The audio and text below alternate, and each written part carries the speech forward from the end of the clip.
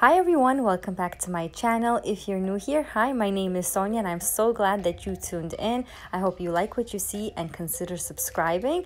On the menu this week, we have a lot of great stuff. I hope you guys all enjoy this video and get some inspiration and motivation. If you'd like to see how I made all of these things, then please keep watching.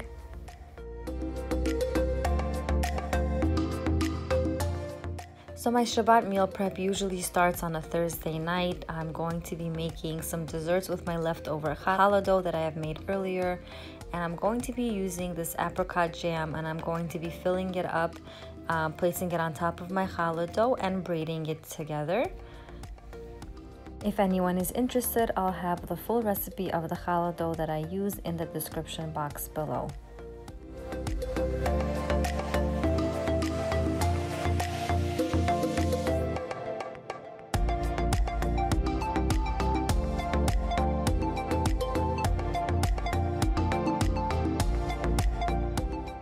Now I'm going to be making the chocolate filling for my babka and RUGALACH. It's 2 cups of sugar with 1 cup of cocoa powder and 1 packet of a chocolate instant pudding mix. I'll have the exact full recipe of everything listed here in the description box below.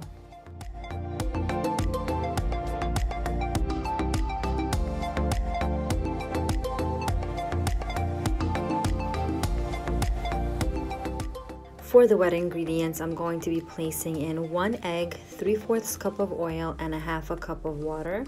I'm going to mix all of that and place in the dry ingredients into the bowl and mix everything thoroughly.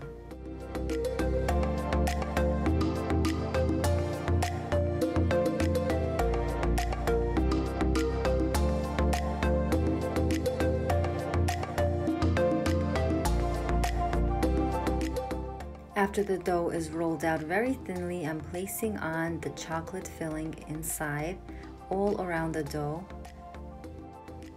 Then I'm going to be cutting out triangles like I'm doing it right here.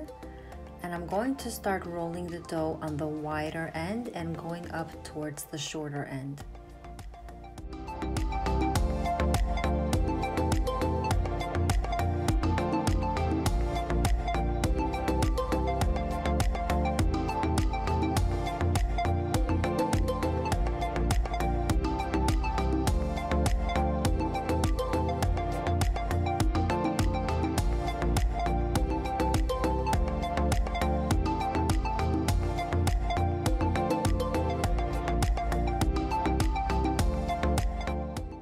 I'm going to be egg washing everything now, placing some sesame seeds over the RUGALACH and baking it at 350 degrees for about 25 minutes.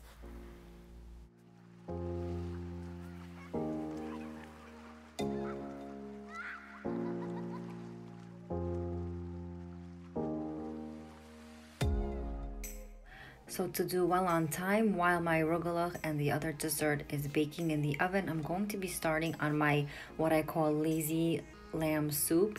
I basically just brown up some lamb and I chop up everything very coarsely. The onion I leave whole, the tomato I leave whole, the celery I just break in half and leave basically whole, and I just throw everything into the soup pot with some water.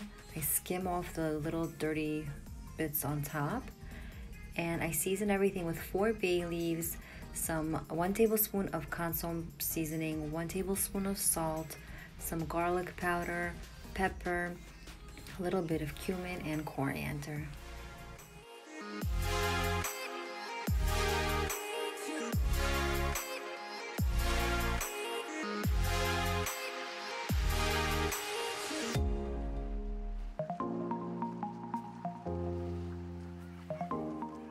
Once the soup comes to a nice boil, I cover the pot and let it simmer for an hour and a half. While the soup is simmering away, I'm going to be making my perfect roast chicken. It always comes out great. It's very simple to make. All you do is add in oil, salt and pepper, garlic powder, and paprika. And I'm going to be just marinating it on Thursday night, and Friday when I wake up, I'll be placing that into the oven uncovered at 400 degrees for about an hour and a half.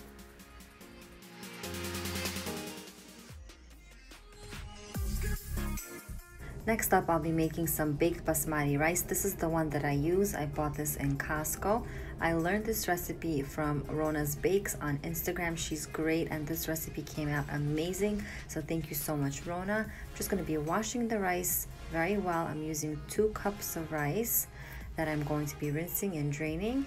Placing that into a foil tray with 2 tablespoons of oil, 2.5 cups of water, and some salt. Covering that up and baking it at 400 degrees for 40 minutes.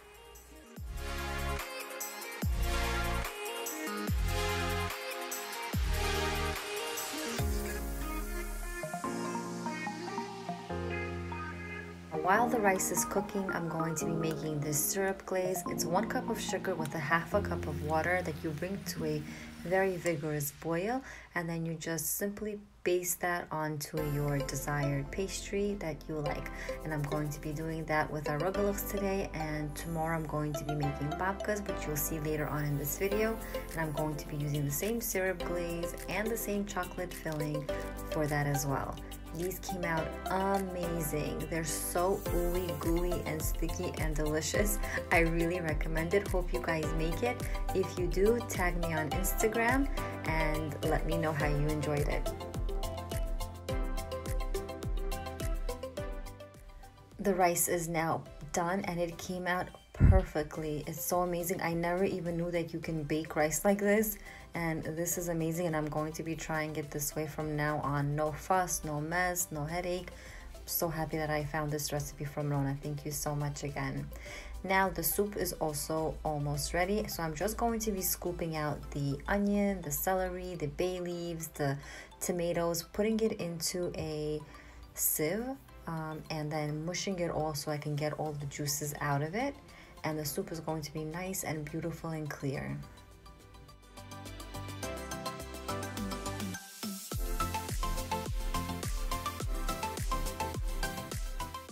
The soup came out so well. It was packed full of flavor because of the lamb, and it was cooking for a while, and it was really incredible. Hope you guys try this and enjoy. Now we're on to Friday morning, so I decided to do a little bit more baking because I had some unexpected plans and I needed just a little bit extra baking stuff, and I decided to make some babka. So I'm using the exact same challah dough recipe, the exact same chocolate filling, and I'm going to be just rolling everything up into a log and slicing it in half and crisscrossing everything so I can make that babka shape. I really like this recipe for the chocolate filling because it produces a nice amount, and I could just put the extras into my fridge, and whenever I need something last minute, I can always just take it out of the fridge, let it come to room temperature, and use it in my other baking stuff.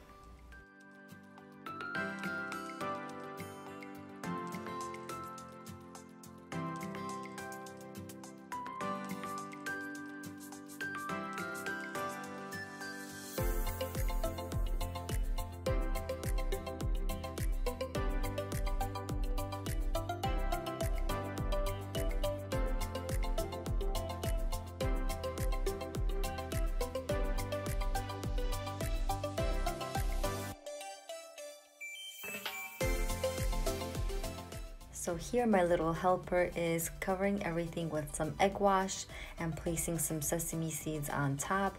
I let it rest for about 30 minutes and place it into a 350-degree oven for about 25 minutes.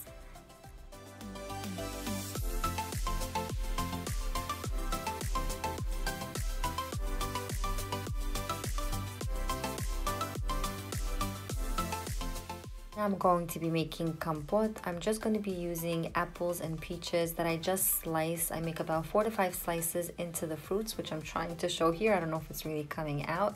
I don't sit there peeling it and cutting it into little small pieces.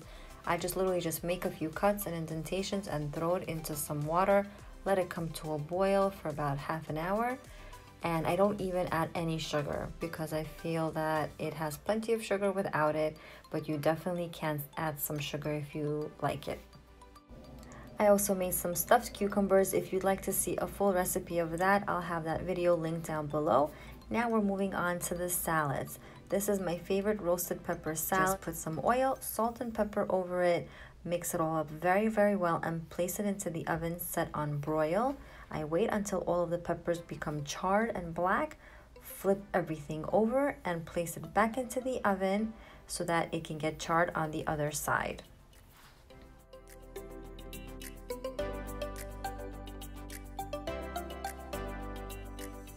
When both sides of the peppers are nice and roasted and they come out of the oven, I place a foil tin over the baking sheet so that it can sweat for about 15 to 20 minutes. The purpose of that is to allow the skin to peel off very easily, which I'm doing right here. And I peel off basically all of the pepper skins and slice them in half. This recipe can totally be done with regular full-sized peppers. I just had a lot of these little mini peppers and I wanted to put them to good use.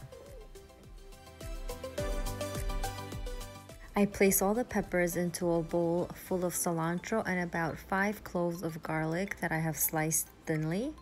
And I dress that up with some vinegar, avocado oil, salt and pepper, and the remaining juices of where the peppers were cooking in. I love all the vibrant colors in this salad. It's such a great presentation and I hope you guys enjoy making it as well. Next, I'm going to be making a chickpea salad with some peppers, garlic, cilantro, salt and pepper, and dressing it up with simple Italian dressing. I got these containers of chickpeas that are just plain chickpeas, so you could just use a can of chickpeas and add in some different colored peppers that I'm going to be just slicing up thinly into little squares, adding that into the chickpeas with some cut up cilantro and 2 garlic cloves that I'm going to be crushing in the garlic press, and then dressing it up with some salt and pepper and Italian dressing.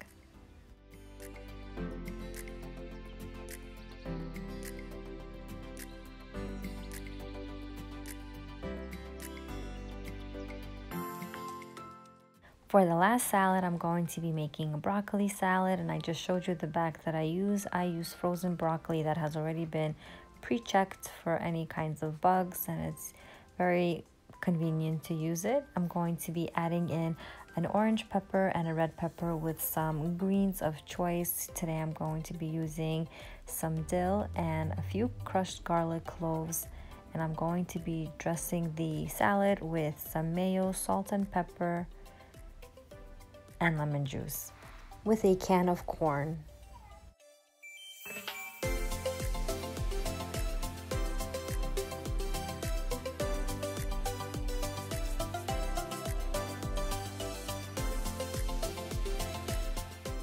So for fish this week, I'm going to be frying up some flounder. Into 1 egg, I add in some garlic powder, salt, pepper, and some paprika. I give that a good mix and then place the fish into the egg first and then into panko crumbs.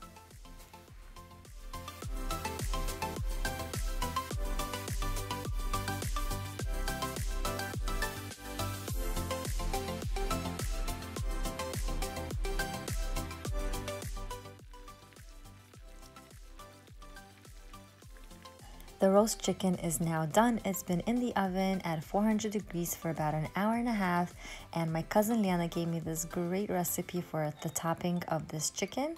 You just simply place the juices of the chicken into the pan of half a bunch of cilantro with a whole head of crushed garlic. Mix that all up and place that on top of the chicken.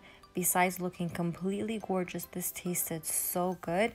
I highly recommend it. Thank you, Liana, again for this incredible recipe. The meal prep is now all done, and here are all the yummy, delicious goodies. Starting off with this gorgeous chicken with a beautiful green, vibrant color, packed full of flavor. These yummy salads that were such a great hit. I love spring and all these beautiful vegetables and all these herbs.